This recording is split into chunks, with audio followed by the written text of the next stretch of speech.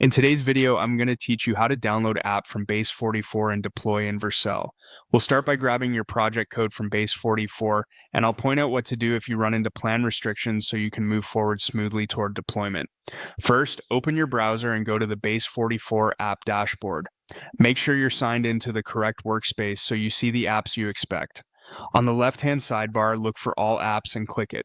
This takes you to a view of every app available to you in that workspace, which is the quickest way to locate the project you want to export.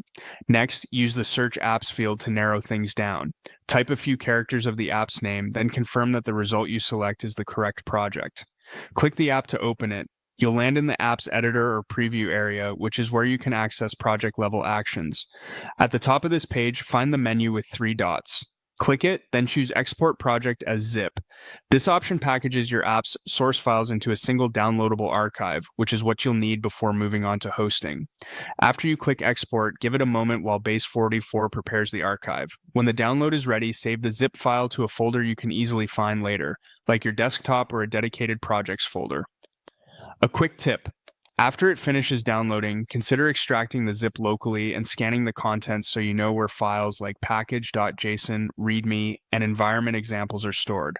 That will help later when you organize your code for deployment.